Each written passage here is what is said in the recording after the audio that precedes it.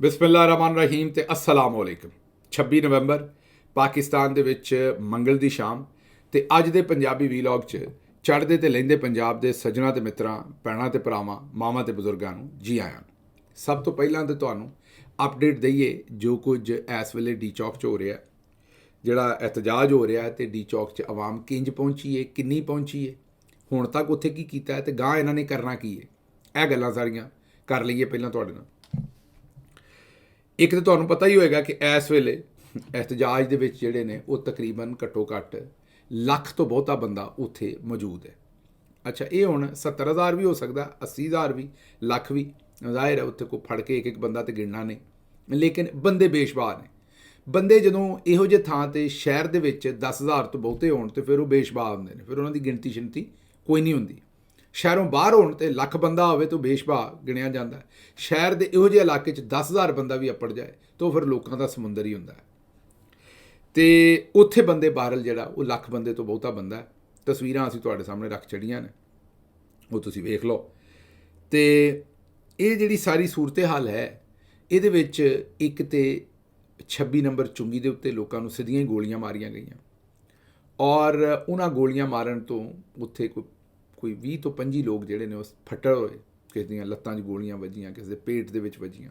ਉੱਥੇ ਸ਼ਹਾਦਤ ਵੀ ਹੋਈ ਇੱਕ ਐਬਟਾਬਾਦ ਤੋਂ ਸਾਡੇ ਭਰਾ ਦੀ।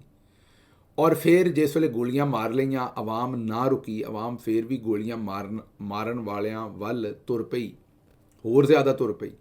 ਔਰ ਉਹਨਾਂ ਨੂੰ ਲੱਗਾ ਕਿ ਇਹ ਕੰਮ ਤੇ ਜਿਹੜਾ ਖਰਾਬ ਹੋ ਗਿਆ। ਤੇ ਉਸ ਵੇਲੇ ਉੱਥੇ ਜਿਹੜੀ ਰੇਂਜਰਸ ਦੀਆਂ ਗੱਡੀਆਂ ਸਨ ਉਹ ਵਾਪਸ ਪਲਟੀਆਂ ਔਰ ਉਹਨਾਂ ਗੱਡੀਆਂ ਭਜਾਈਆਂ। ਗੱਡੀਆਂ ਭਜਾਉਂਦਿਆਂ ਹੋਇਆਂ ਉਹਨਾਂ ਦੇ ਕੋਲੋਂ ਆਪਣੇ ਹੀ ਬੰਦੇ ਥੱਲੇ ਜਾ ਡਿੱਗੇ ਔਰ ਉਹਨਾਂ ਦੇ ਉੱਤੋਂ ਉਹਨਾਂ ਗੱਡੀਆਂ ਲੰਘਾ ਦਿੱਤੀਆਂ। ਜਿਸ ਵੇਲੇ ਉਹਨਾਂ ਗੱਡੀਆਂ ਲੰਘਾ ਦਿੱਤੀਆਂ ਤੇ ਉਹ ਜ਼ਾਹਿਰ ਹੈ ਉਹ ਉਹਨਾਂ ਦੀ ਵੀ ਫਿਰ ਜਾਨ ਚਲੀ ਗਈ, ਸ਼ਹਾਦਤ ਹੋ ਗਈ, ਕਿਉਂਕਿ ਉਹ ਵੀ ਸਾਡੇ ਭਰਾ ਨੇ, ਉਹ ਵੀ ਸਾਡੇ ਮੁਲਕ ਦੇ ਪੁੱਤਰ ਨੇ। ਭਲੇ ਉਹਨਾਂ ਨੂੰ ਗਲਤ ਆਰਡਰ ਦਿੱਤੇ ਗਏ ਨੇ, ਉਹਨਾਂ ਕੋਲੋਂ ਗਲਤ ਕੰਮ ਕਰਵਾਏ ਜਾ ਰਹੇ ਨੇ।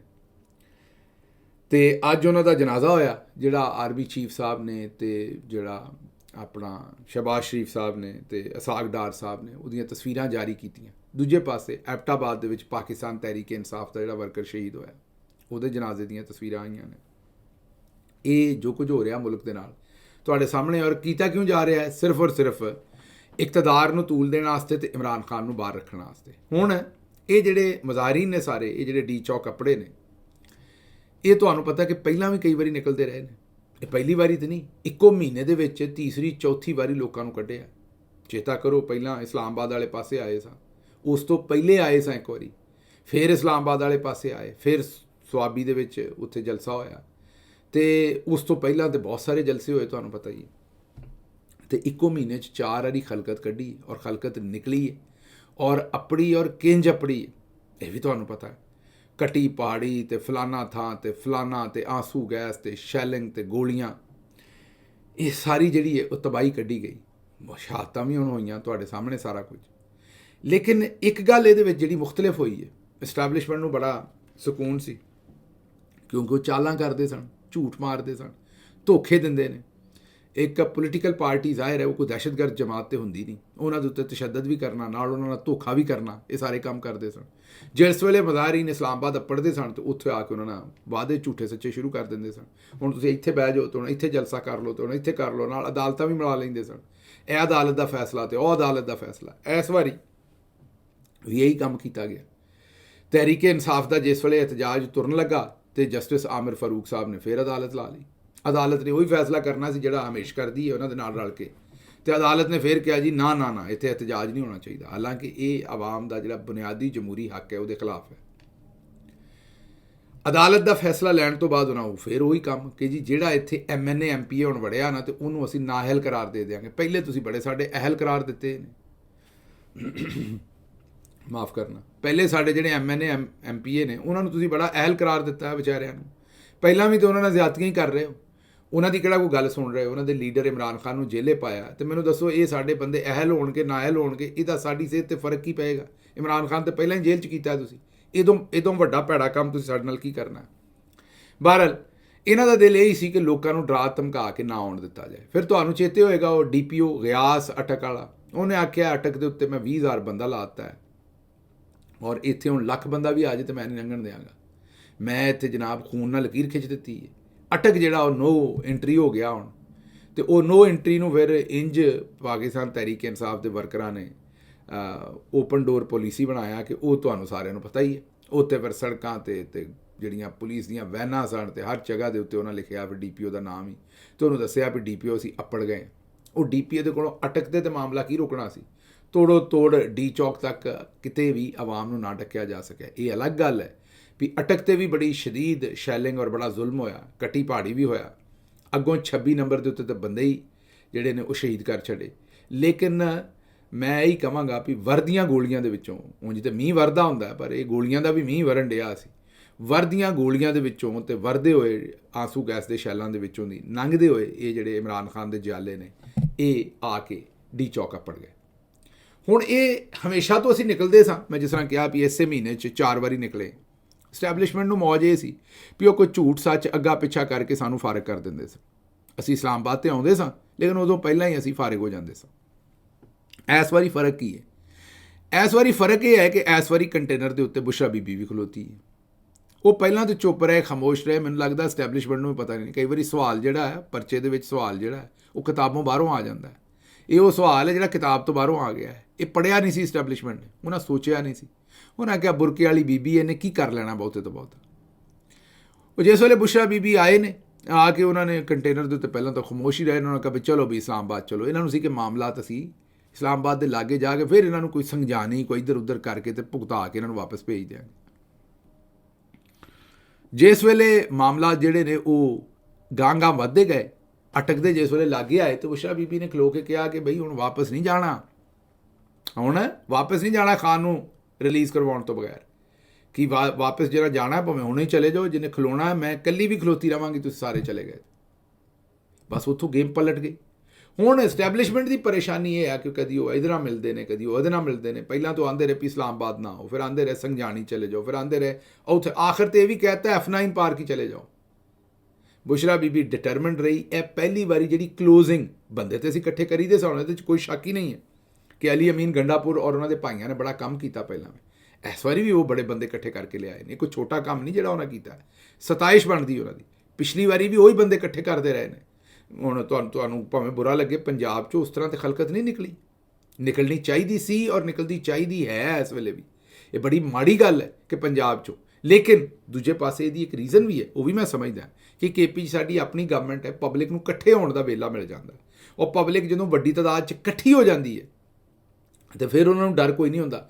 ਫਿਰ ਉਹਨਾਂ ਦੇ ਉੱਤੇ ਚਲੋ ਗੋਲੀਆਂ ਛੋਲੀਆਂ ਤੇ, ਲੇਕਿਨ ਉਹਨਾਂ ਨੂੰ ਇਕੱਠੇ ਤੇ ਹੋਣ ਦਿੰਦੇ ਨੇ ਨਾ। ਪਹਿਲਾਂ ਪੰਜਾਬ ਦੇ ਵਿੱਚ ਰੌਲਾ ਹੈ ਕਿ ਪਬਲਿਕ ਇਕੱਠੀ ਨਹੀਂ ਹੋ ਸਕਦੀ, ਨਿਕਲ ਕੇ ਕਿਸੇ ਜਗ੍ਹਾ ਤੇ ਅਸੈਂਬਲ ਹੀ ਨਹੀਂ ਹੋਣ ਦਿੰਦੇ। ਉਹ ਥੋੜ੍ਹਿਆਂ ਨੂੰ ਫੜ ਕੇ ਮਾਰ ਕੁੱਟ ਕੇ ਜਿਹੜਾ ਫੜ ਲੈਂਦੇ ਨੇ। ਇਹ ਇੱਕ ਵਜ੍ਹਾ ਹੈ, ਲੇਕਿਨ ਉਸ ਦੇ ਬਾਵਜੂਦ ਮੈਂ ਕਹਾਂਗਾ ਕਿ ਪੰਜਾਬ ਨੂੰ ਨਿਕਲਣਾ ਚਾਹੀਦਾ। ਇਸ ਤੇ ਜਿਹੜੇ ਨਹੀਂ ਨਿਕਲੇ ਉਹਨਾਂ ਨੂੰ ਹੁਣ ਨਿਕਲਣਾ ਚਾਹੀਦਾ, ਹਜੇ ਵੀ ਅੱਪੜਨਾ ਚਾਹੀਦਾ। ਬੁਸ਼ਰਾ ਬੀਬੀ ਉੱਥੇ ਡਟ ਕੇ ਔਰ ਪਾਕਿਸਤਾਨ ਤਹਿਰੀਕ ਇਨਸਾਫ ਦੇ ਵਰਕਰ ਜਿਹੜੇ ਨੇ ਉੱਥੇ ਡੀ ਚੌਕ ਦੇ ਵਿੱਚ ਡਟ ਕੇ ਖਲੋਤੇ ਨੇ। ਹੁਣ ਜਿਹੜਾ ਸੂਰਤ ਹਾਲ ਹੈ ਸਾਰੀ ਦੀ ਸਾਰੀ ਉਹ ਇਹ ਹੈ ਕਿ ਇੱਕ ਤੇ ਜਿਸ ਤਰ੍ਹਾਂ ਮੈਂ ਤੁਹਾਨੂੰ ਕਿਹਾ ਕਿ ਪੰਜਾਬ ਦੇ ਵਿੱਚ ਸਾਡੇ 104 MPA ਨੇ। ਉਹ 104 MPA ਜਿਹੜੇ ਨੇ ਨਾ ਉਹ ਚਲੋ ਬਹੁਤੇ ਨਹੀਂ 100 ਬੰਦਾ ਹੀ ਲੈਣ ਨਾਲ। 100 ਬੰਦਾ ਤੇ ਬੰਦਾ ਇਕੱਠਾ ਕਰ ਹੀ ਲੈਂਦਾ ਨਾ, ਆਪਣੇ ਪਿੰਡ ਦੇ ਵਿੱਚੋਂ ਹੀ ਕਰ ਲੈਂਦਾ ਨਾਲ। 100 ਬੰਦਾ ਵੀ ਅਗਰ 104 MPA ਲੈ ਕੇ ਅੱਪਣ ਤੇ ਤੁਸੀਂ ਆਪ ਹਿਸਾਬ ਲਾ ਲਓ ਵੀ ਕਿੰਨਾ ਬੰਦਾ ਬਣਦਾ ਹੈ। ਇਹ ਕੋਈ 10 ਤੋਂ 13-14 ਹਜ਼ਾਰ ਬੰਦਾ ਬਣਦਾ ਹੈ ਨਾ। ਤੇ ਇਹ ਹੀ ਅਗਰ ਇਹ ਕਰ ਲੈਣ ਨਾ ਸਾਡੇ MPA, ਫਿਰ MNA ਵੀ ਨੇ ਸਾਡੇ ਬੇਸ਼ੁਮਾਰ। ਚਲੋ ਜੀ MNA MPA ਰਲ ਕੇ 50 ਬੰਦੇ ਹੀ ਲੈ ਆਉਣ ਯਾਰ, ਛੱਡ ਦਿਓ ਹੋਰ ਸਾਰੀ ਗੱਲ। ਚਲੋ 50 ਨੂੰ ਵੀ ਛੱਡੋ, MPA MNA ਰਲ ਕੇ ਕੋਈ 25 30 40 ਬੰਦੇ ਵੀ ਲਿਆਉਣ ਤੇ 5000 ਬੰਦਾ ਬਣਦਾ। ਇਹ ਅਗਰ 5000 ਕਮਿਟਡ ਬੰਦਾ ਉੱਥੇ ਲਿਆ ਕੇ ਬਾਓ ਤੇ ਸੋਚੋ ਉਹਦੀ ਸੂਰਤ ਹਾਲ ਹੋਰ ਜਿਹੜੀ ਉਹ ਕਿਸ ਤਰ੍ਹਾਂ ਚੇਂਜ ਹੋਏਗੀ। ਤੇ ਇੱਕ ਤੇ ਪੰਜਾਬ ਵਾਲਿਆਂ ਨੂੰ ਆਪਣੇ ਹਲਕੇ 'ਚ ਆਪਣੇ MPA MNA ਨੂੰ ਪੁੱਛੋ ਵੀ ਬਈ ਕਿਉਂ ਨਹੀਂ ਜੇ ਜਾਂਦੇ, ਕਿਉਂ ਤਸਵੀਰਾਂ ਖਿਚਵਾ ਕੇ ਤੇ ਇੱਧਰ ਉੱਧਰ ਹੋਣ ਡਏ ਜੇ, ਕਿਉਂ ਉੱਥੇ ਨਹੀਂ ਜੇ ਅੱਪੜਦੇ। ਜੇ ਦੂਜੇ KP ਵਾਲੇ ਔਰ ਦੂਜੇ ਸਾਰੇ ਆ ਗਏ ਨੇ ਤਾਂ ਤੁਹਾਨੂੰ ਕੀ ਹੁੰਦਾ। ਤੇ ਇੱਕ ਤੇ ਇਹਨਾਂ ਦਾ ਇਤਸਾਬ ਆਪ ਕਰੋ, ਕਿਉਂਕਿ ਵੇਖੋ ਇਮਰਾਨ ਖਾਨ ਕੋਈ ਇਹਨਾਂ ਵਾਸਤੇ ਕੁਰਬਾਨੀ ਨਹੀਂ ਦੇ ਰਿਹਾ। ਇਹਨਾਂ ਨੂੰ ਤੇ ਇਮਰਾਨ ਖਾਨ ਦੇ ਨਾਂ ਤੇ ਤੁਸੀਂ ਵੋਟ ਦਿੱਤੇ ਨੇ, ਇਹਨਾਂ ਨੂੰ ਉਹਦੇ ਵੀ ਮਿਲੇ ਨੇ। ਸੱਜਣ ਨੇ ਸਾਡੇ ਸਾਰੇ ਮਿੱਤਰ ਨੇ, ਲੇਕਿਨ ਅਸੂਲ ਦੀ ਗੱਲ ਅਸੂਲ ਦੀ ਹੁੰਦੀ ਹੈ। ਇਮਰਾਨ ਖਾਨ ਤੁਹਾਡੇ ਵਾਸਤੇ ਜੇਲ੍ਹ 'ਚ ਬੈਠਾ ਹੈ, ਆਪਣੇ ਨਜ਼ਰੀਏ ਵਾਸਤੇ ਤੇ ਤੁਹਾਡੇ ਵਾਸਤੇ, ਤੇ ਬਾਹਰ ਤੁਸੀਂ ਵੀ ਉਹਦੇ ਵਾਸਤੇ ਕੁਰਬਾਨੀ ਦੇ ਰਹੇ ਹੋ। ਤਾਂ ਫਿਰ ਇਹਨਾਂ ਕੋਲੋਂ ਵੀ ਪੁੱਛੋ ਸਾਰਿਆਂ ਕੋਲ ਵੀ ਉੱਥੇ ਕਿਉਂ ਨਹੀਂ ਜੇ ਪੜਦੇ। ਇਹ 100 ਨੂੰ ਛੱਡੋ, 50 ਨੂੰ ਛੱਡੋ, ਇਹ 30 ਬੰਦੇ ਵੀ ਲੈ ਜਾਣ ਤਾਂ ਬੜੀ ਗੱਲ ਹੈ। ਤੇ 30 ਬੰਦੇ ਤੇ ਯਾਰ 4-5 ਕਾਰਾਂ 'ਚ ਬਹਿ ਜਾਂਦੇ ਨੇ। ਤੇ ਕਹਿਣ ਦਾ ਮਤਲਬ ਇਹ ਹੈ ਕਿ ਤੁਸੀਂ ਚਲੋ 6 'ਚ ਬਹਿ ਜਾਓਗੇ। ਕਹਿਣ ਦਾ ਮਤਲਬ ਇਹ ਹੈ ਕਿ ਇੱਕ ਤੇ ਇਹ ਕੰਮ ਜਿਹੜਾ ਜ਼ਰੂਰ ਹੋਣਾ ਚਾਹੀਦਾ। ਲੇਕਿਨ ਬਹਰਹਾਲ ਇਹ ਪਹਿਲਾਂ ਵੀ ਅਸੀਂ ਆਈਦਾ ਸੀ, ਲੇਕਿਨ ਇਸ ਵਾਰੀ ਬੁਸ਼ਰਾ ਬੀਬੀ ਦੇ ਹੋਣ ਨਾਲ ਇਹ ਉਹ ਜਿਹੜਾ ਰਾਹ 'ਚ ਮੋੜ ਦਿੰਦੇ ਸਨ, ਰਾਹ 'ਚ ਮੈਨੇਜ ਕਰ ਲੈਂਦੇ ਸਨ, ਉਹ ਕੰਮ ਜਿਹੜਾ ਮੁੱਕ ਗਿਆ ਤੇ ਬੰਦੇ ਤੋੜ ਆਪਣੇ। ਅੱਛਾ, ਹੁਣ ਕਈ ਇਤਰਾਜ਼ ਕਰਦੇ ਨੇ ਇਹ ਜੀ ਬੁਸ਼ਰਾ ਬੀਬੀ ਕਿਉਂ ਆ ਗਈ ਹੈ। ਵੇਖੋ, ਇਮਰਾਨ ਖਾਨ ਨੇ ਪੋਲਿਸੀ ਸਟੇਟਮੈਂਟ ਤਾਂ ਦਿੱਤੀ ਹੈ ਕਿ ਬੁਸ਼ਰਾ ਬੀਬੀ ਦਾ ਸਿਆਸਤ ਦੇ ਵਿੱਚ ਕੋਈ ਕੰਮ ਨਹੀਂ, ਉਹਨਾਂ ਸਿਆਸਤ ਨਹੀਂ ਕਰਨੀ। ਪਰ ਇਹ ਹੁਣ ਸਿਆਸਤ ਥੋੜ੍ਹੀ ਹੋਣ ਡਈ ਹੈ। ਅਤੇ ਉਹਨਾਂ ਦਾ ਸ਼ੌਹਰ ਹੈ, ਪਾਕਿਸਤਾਨ ਦਾ ਇੱਕ ਲੀਡਰ ਹੈ, ਉਹਨੂੰ ਤਕਰੀਬਨ 500 ਦਿਨ ਹੋ ਗਏ ਨੇ ਜੇਲ੍ਹ ਦੇ ਵਿੱਚ ਬੇਗੁਨਾਹ ਬੇਕਸੂਰਾ ਬੰਦ ਕੀਤਾ ਹੈ। ਅਤੇ ਮੈਨੂੰ ਦੱਸੋ, ਇਹਨਾਂ ਹਾਲਾਤ ਦੇ ਵਿੱਚ ਅਗਰ ਬੁਸ਼ਰਾ ਬੀਬੀ ਨਾ ਨਿਕਲੇ ਤਾਂ ਹੋਰ ਕੀ ਕਰੇ। ਚੰਗਾ ਹੋਇਆ ਨਿਕਲੀ ਹੈ, ਔਰ ਨਿਕਲੀ ਹੈ ਬੁਸ਼ਰਾ ਬੀਬੀ ਬਾਹਰ, ਅਤੇ ਅੱਜ ਆਵਾਮ ਉਹਨਾਂ ਨਾਲ ਜੁੜ ਕੇ ਉੱਥੇ ਖਲੋਤੀ ਹੈ। ਅਤੇ ਰਿਜ਼ਲਟ ਜਿਹੜੇ ਅਸੀਂ ਹੁਣ ਅੱਗੋਂ ਸਕਸੈਸਫੁਲ ਹੋਈਏ ਜਾਂ ਨਾ ਹੋਈਏ ਬਾਅਦ ਦੀ ਗੱਲ ਹੈ। ਇੱਥੋਂ ਤੱਕ ਦਾ ਜਿਹੜਾ ਅੱਜ ਦੇ ਦਿਨ ਤੱਕ ਜਦੋਂ ਗੱਲ ਕਰਨ ਡਏ, ਅਸੀਂ ਬੜਾ ਲੰਬਾ ਪੈਂਡਾ ਪੁੱਟਿਆ ਜਿਹੜਾ ਪਹਿਲਾਂ ਨਹੀਂ ਸੀ ਹੁੰਦਾ, ਉਹ ਹੁਣ ਇਸ ਵਾਰਾਂ ਹੋ ਗਿਆ। ਅਤੇ ਇੱਕ ਤਾਂ ਇਹ ਹੋਇਆ ਜਿਹਦੇ ਨਾਲ ਐਸਟੈਬਲਿਸ਼ਮੈਂਟ ਬਹੁਤ ਹੀ ਜ਼ਿਆਦਾ ਪਰੇਸ਼ਾਨ ਹੈ। ਹੁਣ ਉਹਨਾਂ ਅੱਗੋਂ ਕੀ ਕੀਤਾ ਹੈ, 26 ਨੰਬਰ ਚੁੰਗੀ 'ਤੇ ਵੀ ਲੋਕ ਸ਼ਹੀਦ ਕੀਤੇ ਨੇ, 4 ਲੋਕ ਸ਼ਹੀਦ ਕਰ ਦਿੱਤੇ ਨੇ। ਉੱਥੇ ਜਿਹੜੇ 4 ਲੋਕ ਸ਼ਹੀਦ ਕੀਤੇ ਨੇ, ਉਹਨਾਂ ਨੂੰ ਮਕਸਦ ਇਹੀ ਸੀ ਉਹਨਾਂ ਲੋਕਾਂ ਨੂੰ ਸ਼ਹੀਦ ਕਰਨ ਦਾ ਕਿ ਖੌਫੋ ਰਾਸ ਫੈਲੇ ਔਰ ਲੋਕੀ ਇੱਥੋਂ ਨੱਠ ਭੱਜ ਜਾਣ ਡਰੇ ਹੋਏ ਕਿ ਯਾਰ ਇੱਥੇ ਨਹੀਂ ਖਲੋਣਾ, ਇੱਥੇ ਤਾਂ ਗੋਲੀਆਂ ਚੱਲਣ ਡੀਆਂ ਨੇ, ਲੋਕੀ ਨਹੀਂ ਹਟਣ ਡਏ। ਨਾ 26 ਨੰਬਰ ਚੁੰਗੀ 'ਤੇ ਲੋਕ ਪਿੱਛੇ ਹੋਏ ਨੇ, ਨਾ ਇੱਥੇ ਹੋਏ ਨੇ। ਫਿਰ ਸ਼ਾਬਾਸ਼ ਹੈ ਇਸਲਾਮਾਬਾਦ ਦੇ ਲੋਕਾਂ ਨੂੰ, ਜਿਨ੍ਹਾਂ ਨੇ ਇਹਨਾਂ ਲੋਕਾਂ ਨੂੰ ਆ ਕੇ ਕਿਸੇ ਪਾਣੀ ਦਿੱਤਾ ਹੈ, ਕਿਸੇ ਰੋਟੀ ਦਿੱਤੀ ਹੈ ਅਤੇ ਕਿਸੇ ਬਿਸਤਰਾ ਦਿੱਤਾ ਹੈ। ਲੋਕੀ ਬੜੇ ਸਾਰੇ ਨਾਲ ਖਲੋਤੇ ਨੇ, ਲੇਕਿਨ ਕਿਉਂਕਿ ਆਵਾਮ ਬੜੀ ਹਜੇ ਵੀ ਲੋੜ ਬੜੀ ਹੈ, ਇਸ ਲਈ ਇੱਕ ਤਾਂ ਮੈਂ ਅਪੀਲ ਕਰਾਂਗਾ ਵੀ ਜਿਹੜੇ ਪੰਜਾਬ 'ਚ ਲੋਕ ਨੇ ਉਹਨਾਂ ਦੇ ਕੋਈ ਰਿਸ਼ਤੇਦਾਰ ਉੱਥੇ ਹੋਣਗੇ, ਉਹ ਜੇ ਆਪ ਨਹੀਂ ਜੇ ਨਿਕਲ ਸਕੇ ਜਾਂ ਸਿੰਧ ਦੇ ਵਿੱਚ ਨੇ ਜਾਂ ਬਲੋਚਿਸਤਾਨ 'ਚ ਨੇ, ਜਿੱਥੋਂ ਵੀ ਕੋਈ ਨਹੀਂ ਨਿਕਲ ਸਕਿਆ, ਉਹਨਾਂ ਦੇ ਕੋਲੋਂ ਮੇਰੀ ਰਿਕੁਐਸਟ ਹੋਏਗੀ ਕਿ ਉਹਨਾਂ ਨੂੰ ਆਪਣੇ ਕੋਲੋਂ ਉਹਨਾਂ ਨੂੰ ਰੁਪਈਏ ਘੱਲੋ। ਆਪਣੇ ਕੋਲੋਂ ਤਾਂ ਕਰ ਹੀ ਰਹੇ ਨੇ, ਤੁਸੀਂ ਵੀ ਘੱਲੋ ਆਪਣੇ ਰਿਸ਼ਤੇਦਾਰਾਂ ਨੂੰ। ਉਹਨਾਂ ਨੂੰ ਆਖੋ ਜੀ ਜਾਓ ਉੱਥੇ ਕੋਈ ਅਨਾਜ ਦੇ ਕੇ ਆਓ, ਉੱਥੇ ਕੋਈ ਖਾਣਾ ਦੇ ਕੇ ਆਓ। ਇਹ ਸਾਰਿਆਂ ਦੀ ਜੰਗ ਹੈ, ਸਾਰਿਆਂ ਨੂੰ ਲੜਨੀ ਪੈਣੀ, ਕਿਸੇ ਇਕੱਲਿਆਂ ਦੀ ਨਹੀਂ ਹੈ। ਅੱਜ ਰਾਤ ਦੀ ਉੱਥੇ ਖਬਰ ਇਹ ਦਿੱਤੀ ਜਾਂਦੀ ਹੈ ਕਿ ਜੀ ਅੱਜ ਰਾਤੀ ਉੱਥੇ ਬੜਾ ਜਿਹੜਾ ਉਹ ਜ਼ੁਲਮ ਹੋਣਾ ਹੈ। ਅੱਜ ਹੋਰ ਖਬਰਾਂ ਮੇਰੇ ਕੋਲ ਬੜੀਆਂ ਨੇ, ਪਰ ਮੈਂ ਅੱਜ ਇਹਦੇ 'ਤੇ ਗੱਲ ਕਰਨਾ ਚਾਹੁੰਦਾ, ਮੈਂ ਹੋਰ ਪਾਸੇ 'ਤੇ ਕੋਈ ਗੱਲ ਕਰਨਾ ਨਹੀਂ ਚਾਹੁੰਦਾ। ਅੱਜ ਰਾਤ ਜਿਹੜੀ ਹੈ ਉਹ ਆਂਦੇ ਨੇ ਵੀ ਉੱਥੇ ਬੜਾ ਜ਼ੁਲਮ ਹੋ ਸਕਦਾ ਹੈ, ਆਪਰੇਸ਼ਨ ਹੋ ਸਕਦਾ। ਹਰ ਸਾਫੀ ਇਹ ਖਬਰ ਦਿੰਦਾ ਹੈ। ਦੇਖੋ, ਆਪਰੇਸ਼ਨ ਤੇ ਜਦੋਂ ਦੇ ਡੀ ਚੌਕ 'ਤੇ ਆਪਣੇ ਉਦੋਂ ਦਾ ਹੀ ਪਤਾ ਹੈ, ਜਾਂ ਉਸ ਤੋਂ ਪਹਿਲਾਂ ਵੀ ਆਪਰੇਸ਼ਨ ਹੀ ਹੋ ਰਿਹਾ ਨਾ, ਜੋ ਕਟੀ ਪਹਾੜੀ 'ਤੇ ਹੋਇਆ ਹੈ, ਜੋ ਉੱਥੇ ਇੰਡਸ ਰਿਵਰ ਦੇ ਉੱਤੇ ਹੋਇਆ ਪਿੱਛੇ, ਜੋ ਉਸ ਤੋਂ ਬਾਅਦ ਅਗਾਂਹ ਬੁਰਹਾਨ 'ਤੇ ਹੋਇਆ, 26 ਨੰਬਰ ਚੁੰਗੀ 'ਤੇ ਹੋਇਆ, ਹੁਣ ਡੀ ਚੌਕ 'ਤੇ ਜਿਵੇਂ ਲੋਕਾਂ ਨੂੰ ਗੋਲੀਆਂ ਮਾਰ ਕੇ ਮਾਰਿਆ ਜਾ ਰਿਹਾ, ਅਤੇ ਆਪਰੇਸ਼ਨ ਹੀ ਹੋ ਰਿਹਾ ਸਾਡੇ ਖਿਲਾਫ। 'ਤੇ ਕਿਹੜਾ ਪਹਿਲਾਂ ਕੋਈ ਸਕੂਨ ਹੈ ਵੀ ਜਿਹੜਾ ਆਪਰੇਸ਼ਨ ਨਹੀਂ ਹੋ ਰਿਹਾ। ਆਪਰੇਸ਼ਨ ਤਾਂ ਹੋ ਹੀ ਰਿਹਾ, ਲੇਕਿਨ ਇਹ ਜਿੱਡੀ ਇਹਨਾਂ ਨੇ ਰੌਲਾ ਪਾਇਆ ਨਾ ਕਿ ਅੱਜ ਰਾਤੀ ਆਪਰੇਸ਼ਨ ਕਰਨਾ, ਇੱਥੋਂ ਮੈਨੂੰ ਲੱਗਦਾ ਹੈ ਕਿ ਇਹ ਲੋਕਾਂ ਨੂੰ ਡਰਾਉਣ ਦੀ ਕੋਸ਼ਿਸ਼ ਬਹੁਤੀ ਕਰ ਰਹੇ ਨੇ, ਆਪਰੇਸ਼ਨ ਦਾ ਕੰਮ ਘੱਟ ਹੈ। ਇਸ ਲਈ ਲੋਕੀ ਉੱਥੋਂ ਹਿੱਲਣ ਨੂੰ ਤਿਆਰ ਨਹੀਂ, ਉਹ ਇਮਰਾਨ ਖਾਨ ਨੂੰ ਲੈ ਕੇ ਜਾਣ ਤੋਂ ਬਗੈਰ ਤਿਆਰ ਨਹੀਂ। ਇਹਨਾਂ ਦੀ ਸੋਚ ਇਹੀ ਹੈ ਕਿ ਕਿਸੇ ਨਾ ਕਿਸੇ ਤਰੀਕੇ ਨਾਲ ਲੋਕਾਂ ਨੂੰ ਫਿਰ ਮੈਨੇਜ ਕਰੀਏ, ਡਰਾਈਏ, ਧਮਕਾਈਏ ਅਤੇ ਇੱਥੋਂ ਫਾਰਗ ਕਰਕੇ ਗੱਲ ਛੱਡੀਏ। ਮੈਂ ਬਹਰਹਾਲ ਤੁਹਾਡੇ ਸਾਹਮਣੇ ਇਹੀ ਰੱਖਣਾ ਕਿ ਪੰਜਾਬ ਦੇ ਲੋਕਾਂ ਨੂੰ ਫੌਰੀ ਤੌਰ 'ਤੇ ਨਿਕਲਣਾ ਚਾਹੀਦਾ ਔਰ ਵੱਡੇ ਨੰਬਰ 'ਚ ਨਿਕਲਣਾ ਚਾਹੀਦਾ ਔਰ ਉੱਥੇ ਅਪੜਨਾ ਚਾਹੀਦਾ। ਤੁਹਾਨੂੰ ਆਪਣੇ MP MNA ਨਾਲ ਰਾਬਤਾ ਕਰਨਾ ਚਾਹੀਦਾ। ਜੇ ਮੇਰਾ ਇਹ ਵੀਲੌਗ ਵੇਖਦੇ ਜੇ ਤਾਂ ਆਪਣੇ MP MNA ਨਾਲ ਰਾਬਤਾ ਕਰੋ, ਉਹਨਾਂ ਨੂੰ ਆਖੋ ਵੀ ਇਹ ਜ਼ੁਬਾਨੀ ਜਮ੍ਹਾਂ ਖਰਚ ਨਾ ਕਰੋ ਅਤੇ ਫਰਮਾਇਸ਼ੀ ਗ੍ਰਿਫਤਾਰੀਆਂ ਵੀ ਨਾ ਦਿਓ। ਸਾਰਿਆਂ ਨੂੰ ਪਤਾ ਹੈ ਜਿਹੜਾ ਅਪੜਨਾ ਉਹਨਾਂ ਅਪੜ ਜਾਣਾ, ਅਤੇ ਨਾ ਫਰਮਾਇਸ਼ੀ ਗ੍ਰਿਫਤਾਰੀਆਂ ਦਿਓ ਅਤੇ ਨਾ ਜ਼ੁਬਾਨੀ ਜਮ੍ਹਾਂ ਖਰਚ ਕਰੋ। ਅਤੇ ਤਸਵੀਰਾਂ ਇੱਥੋਂ ਖਿੱਚ ਕੇ ਅਤੇ ਇੱਧਰੋਂ ਅਤੇ ਪਿੱਛੇ ਮਿਊਜ਼ਿਕ ਲਾ ਦਿੰਦੇ ਨੇ, ਹਮ ਨਾ ਬਾਜ਼ ਆਏਂਗੇ ਮੁਹੱਬਤ ਸੇ, ਜਾਨ ਚਲੀ ਜਾਏਗੀ, ਅਤੇ ਪਤਾ ਨਹੀਂ ਕਿਹੜੀਆਂ ਗੱਲਾਂ ਲਾ ਕੇ ਪਿਛਲੇ ਪਾਸੇ, ਅਤੇ ਉਹ ਜਨਾਬ ਬੜੇ ਜਜ਼ਬਾਤੀ ਜਿਹੇ ਵੀਡੀਓ ਲਾ ਦਿੰਦੇ। ਉਹ ਭਾਈ ਜਾਨ ਘਰ ਬੈਠਿਆਂ 'ਤੇ ਨਹੀਂ ਜਾਣੀ, ਮੈਂ ਨਹੀਂ ਆਂਦਾ ਤੁਹਾਡੀ ਜਾਨ ਜਾਏਗੀ ਔਰ ਕਿਆ ਹੋਗਾ। ਉਹ ਜਿਹੜੇ ਲਾਉਂਦੇ ਨੇ ਤਰਾਨੇ ਲਾ ਕੇ ਅਤੇ ਵੀਡੀਓ ਚਾੜ ਦਿੰਦੇ ਨੇ ਫੇਸਬੁੱਕ 'ਤੇ, ਅਤੇ ਉਹਨਾਂ ਨੂੰ ਉੱਤੇ ਫੇਸਬੁੱਕ 'ਤੇ ਵੀ ਸ਼ਰਮਿੰਦਾ ਕਰੋ। ਮੈਂ ਤੁਹਾਨੂੰ ਆਖਿਆ ਨਾ ਵੀ ਇਹ ਜਿਹੜੀ ਨੇਮ ਐਂਡ ਸ਼ੇਮ ਹੈ ਨਾ, ਜਿਹੜੀ ਪਬਲਿਕ ਸ਼ੇਮਿੰਗ ਹੈ, ਇਹ ਬਹੁਤ ਸਾਰੇ ਲੋਕਾਂ ਦਾ ਇਲਾਜ ਹੈ ਪਾਕਿਸਤਾਨ ਦੇ ਵਿੱਚ। 95% ਜੋ ਅਸੀਂ ਮੋਰਲੀ ਕਰਪਟ ਹੋਏ ਤਾਂ ਉਹ ਹਰ ਪਾਸੇ ਹੀ ਹੋਣੇ ਨਾ, ਕਿਸੇ ਇੱਕ ਪਾਸੇ ਤਾਂ ਨਹੀਂ ਹੋਣੇ। ਉਹ ਕੋਈ ਤਹਿਰੀਕ ਇਨਸਾਫ ਉੱਤੋਂ ਤਾਂ ਨਹੀਂ ਆਈ, ਉੱਥੇ ਵੀ ਹੁਣ ਇੰਝ ਹੀ ਮਾਮਲਾਤ ਹੋਣੇ ਨੇ। ਅਤੇ ਇਸ ਵਾਸਤੇ ਆਪਣਾ MNA ਲੋਕਲ, ਆਪਣਾ MPA ਖਾਤੂਨ ਹੈ, ਮਰਦ ਹੈ, ਉਹਨਾਂ ਨੂੰ ਬਾਇਜ਼ਤ ਕੋਈ ਗਾਲੀ ਗਲੋਚ ਨਹੀਂ ਕਰਨੀ। ਬਾਇਜ਼ਤ ਤਰੀਕੇ ਨਾਲ ਉਹਨਾਂ ਨੂੰ ਇਹ ਪੈਗਾਮ ਦਿਓ ਕਿ ਬਈ ਇਹ ਕੀ ਡਰਾਮਾ ਕਰਨ ਡਏ ਜੇ, ਕਿਉਂ ਨਹੀਂ ਅਪੜਦੇ ਉੱਥੇ। ਜਿਹੜੇ ਅਪੜੇ ਨੇ ਉਹ ਤੁਹਾਨੂੰ ਵੀ ਪਤਾ ਹੋਣਾ ਆਪਣੇ ਬੰਦੇ ਲੈ ਕੇ। ਹਲਕੇ ਦੇ ਲੋਕਾਂ ਕੋਲੋਂ ਜ਼ਿਆਦਾ ਘੱਟ ਕਿਹਨੂੰ ਪਤਾ ਹੁੰਦਾ, ਹਲਕੇ ਦੇ ਬੰਦੇ ਨੂੰ ਸਾਰਾ ਪਤਾ ਹੁੰਦਾ ਵੀ ਇਹ ਕਿੰਨੇ ਬੰਦੇ ਲੈ ਕੇ ਗਏ। ਉਹਨਾਂ ਨੂੰ ਪੁੱਛੋ ਵੀ ਮੀਆਂ ਕਿੱਥੇ ਹੋ, ਕਿੰਨੇ ਬੰਦੇ ਲੈ ਕੇ ਗਏ ਹੋ। ਸਾਡੇ ਇਲਾਕੇ ਦੇ ਬੰਦੇ ਨੇ ਦਿਓ ਲਿਸਟਾਂ ਕਿਹੜੇ ਬੰਦੇ ਉੱਥੇ ਲੈ ਕੇ ਗਏ ਨੇ, ਪਤਾ ਲੱਗੇ ਨਾ ਵੀ ਕਿੰਨੇ ਬੰਦੇ ਲੈ ਕੇ ਗਏ ਹੋ। ਐਵੇਂ ਝੂਠ 44 ਕਈ ਬੰਦੇ, ਉਹ ਕਈ ਐਸੇ ਕੂੜੇ ਨੇ ਆਉਂਦੇ ਨੇ ਜੀ ਮੈਂ ਤਾਂ ਉੱਥੇ 500 ਬੰਦਾ ਲੈ ਕੇ ਗਿਆ, ਅਤੇ ਬੈਠੇ ਘਰ TV ਵੇਖਣ ਡਏ ਹੁੰਦੇ ਨੇ। ਅਤੇ ਇਹਨਾਂ ਲੋਕਾਂ ਦੇ ਕੋਲੋਂ ਪੁੱਛ ਪ੍ਰਤੀਤ ਕਰੋ। ਤੁਸੀਂ ਖਾਨ ਦੇ ਮੁਹਾਫਿਜ਼ ਹੋ, ਪਿੱਛੋਂ ਖਾਨ ਦੇ ਜਿਹੜੇ ਪਿੱਛੋਂ ਵਾਰਸ ਹੋ, ਮੁਹਾਫਿਜ਼ ਹੋ, ਸਿਆਸੀ ਹੋ, ਤੁਸੀਂ ਹੋ। ਉਹ ਤੁਹਾਡੇ ਲਈ ਸਿਆਸਤ ਕਰਨ ਡਿਆ, ਕਿਸੇ ਹੋਰ ਲਈ ਨਹੀਂ ਕਰਨ ਡਿਆ। ਇਸ ਲਈ ਮੇਰੀ ਪੂਰੀ ਆਵਾਮ ਦੇ ਕੋਲੋਂ ਇਲਤਜਾ ਹੈ ਕਿ ਆਪਣੇ ਆਪਣੇ MPA ਤੇ MNA ਦੇ ਕੋਲੋਂ ਸਵਾਲ ਜ਼ਰੂਰ ਪੁੱਛੋ ਵੀ ਭਾਈ ਮੀਆਂ ਕਿੱਥੇ ਜੇ ਤੇ ਕਿਉਂ ਨਹੀਂ ਨਿਕਲਦੇ, ਤੇ ਪੰਜਾਬ ਵਾਲਿਆਂ ਕੋਲ ਖਸੂਸੀ ਤੌਰ ਤੇ, ਤਾਂ ਕਿ ਆਪਣ ਤੇ ਉੱਥੇ ਆਪਣ। ਮੈਨੂੰ ਹੁਣ ਦਿਓ ਇਜਾਜ਼ਤ, ਖਬਰਾਂ ਕਈ ਸਾਰੀਆਂ ਸਨ ਅੱਜ, ਲੇਕਿਨ ਦਿਲ ਕੋਈ ਨਹੀਂ ਅੱਜ।